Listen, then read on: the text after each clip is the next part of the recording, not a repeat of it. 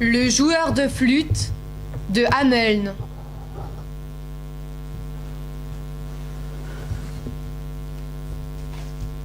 Aubergiste, donne-moi à boire et raconte-moi tout. N'oublie aucun détail. Le bourgmestre m'a dit que tu en savais plus que tout autre sur cette étrange affaire. Et je dois rendre justice au plus vite. Oui, messire l'inspecteur du roi.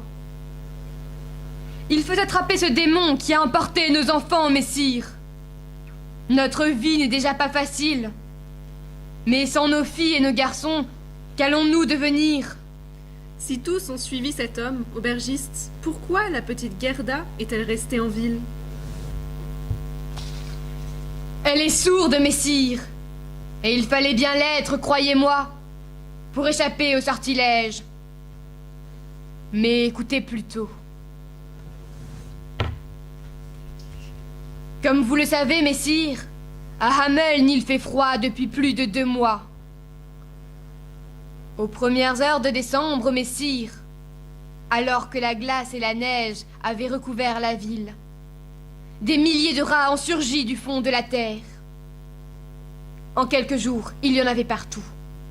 Sur les toits de nos maisons, dans les caves, dans nos cuisines.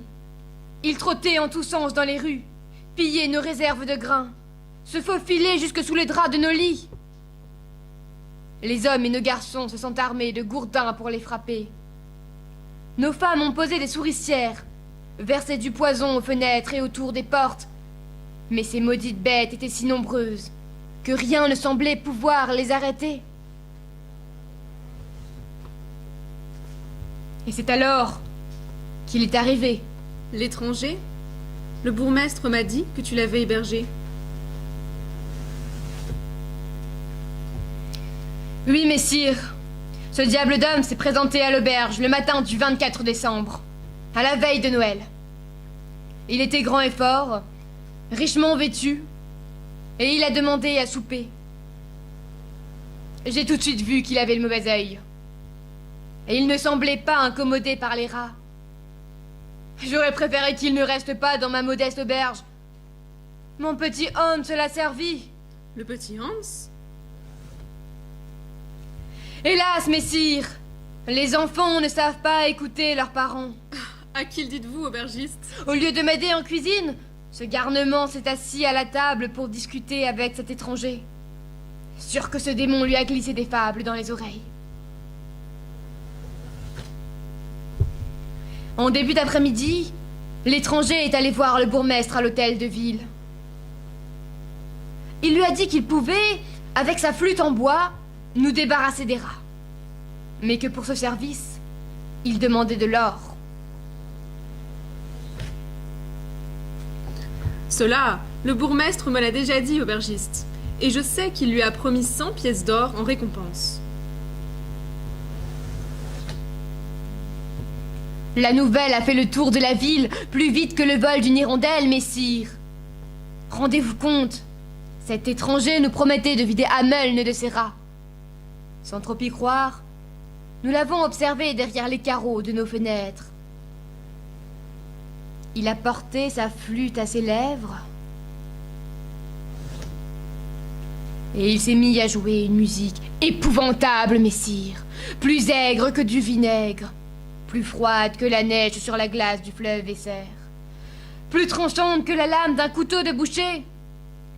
Comment un son aussi affreux pouvait-il s'échapper d'une petite flûte en bois? J'en ai encore le sang qui se glace dans mes veines. Et qu'est-il arrivé? Rien d'autre que ce qu'il avait dit, messire. Les rats sont venus jusqu'à lui, comme si sa musique infernale leur commandait de se rassembler.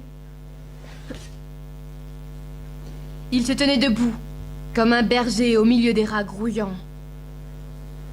Puis, il s'est mis en marche, les rats autour de lui. Me croirez-vous si je vous dis qu'une fois montés sur le pont, les rats se sont jetés contre le fleuve gelé? La glace est brisée sous leur poids et tous sont morts noyés. C'est incroyable! Seul un sorcier est capable de commander ainsi aux animaux. Un sorcier? Vous avez bien raison, messire. Quand il s'en est retourné à l'hôtel de ville, notre bon bourgmestre lui a donné ses 100 pièces d'or, comme il l'avait promis. Mais ce maudit sorcier ce diable d'étranger en a voulu davantage. Il a exigé qu'on lui en remette 1000, ce que, vous pensez bien, nous n'avions pas dans les caisses du trésor de la ville. Le misérable, 100 pièces d'or, n'est-ce pas déjà là une fortune? Ne pouvait-il s'en contenter? Hélas, messire, il était si furieux qu'il a quitté la ville en nous maudissant tous. J'ai vu de braves femmes tenter de lui offrir quelques-unes de nos meilleures saucisses de Hameln, mais il les a rejetées avec mépris. Nous nous sommes alors tous réfugiés dans la cathédrale pour prier notre Seigneur et faire pénitence. À la nouvelle année, nous pensions que nos misères étaient enfin derrière nous.